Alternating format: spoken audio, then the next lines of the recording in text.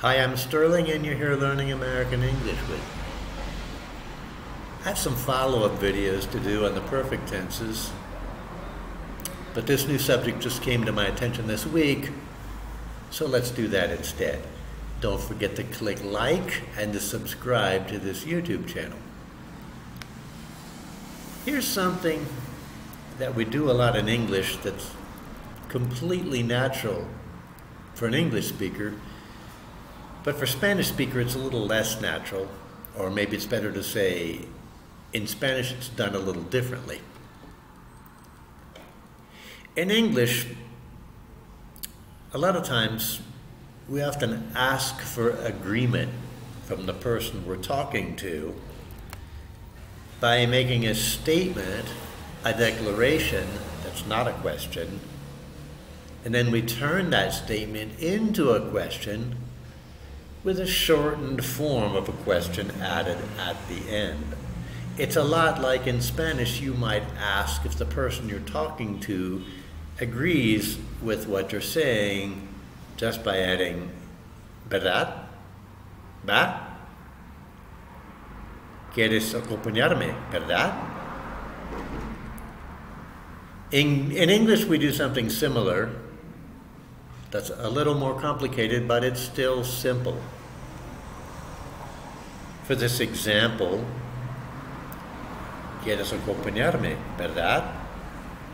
In English, I might say, you want to go with me, don't you?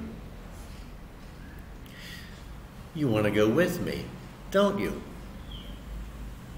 You want to go with me by itself is a statement.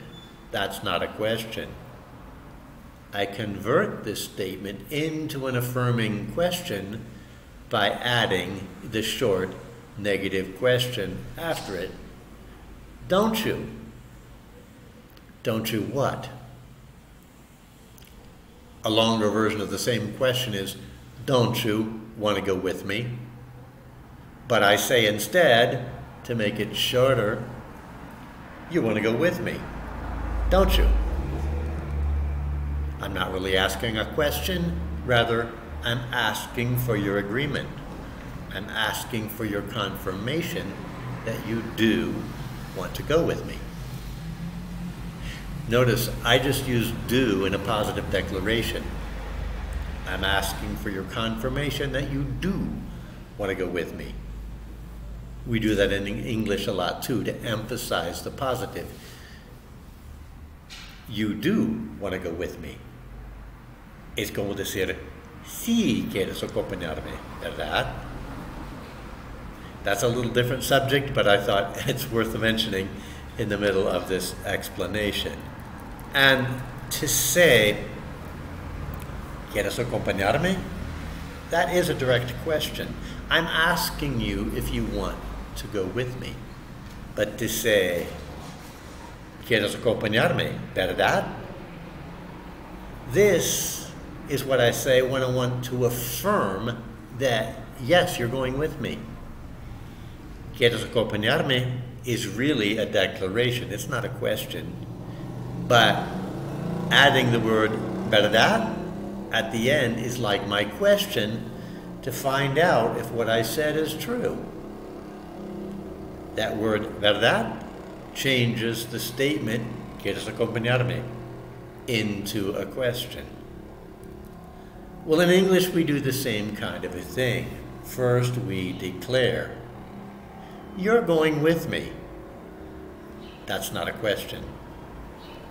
Then we add a comma and we ask for your agreement with a short negative question.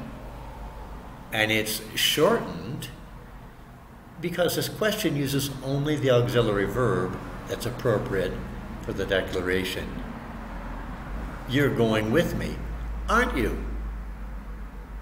You see, I used the auxiliary verb are in that short question because the listener is going to understand that I mean, are you going? Here's another example. I saw you at the store yesterday, didn't I? I saw you at the store yesterday, Didn't I? The short negative confirmation question at the end uses did, because did is necessary to form the question using saw, which is the past simple tense of to see. But we omit the rest of the sentence, and we don't include the verb itself because we already know that did is associated with the verb saw. So it's not necessary to repeat it. The listener understands that. That is, if you're if you're a fluent English-speaking listener, you would understand that. If we did repeat the word did, or if we did repeat the rest of the sentence, and notice that once more I used did by itself in a positive sentence for emphasis. If we did repeat the word did, the sentence would be, I saw you at the store yesterday. Didn't I see you at the store yesterday? That's redundant. I saw you at the store yesterday. Didn't I see you at the store yesterday? You don't need to say it 2 times. You already know what I'm talking about.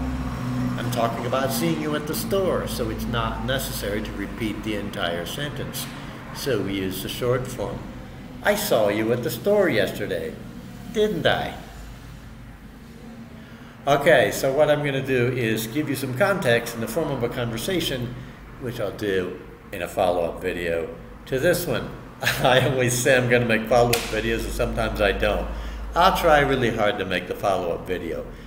Thanks for listening, and I'll see you in the next video. Don't forget to subscribe. Bye-bye.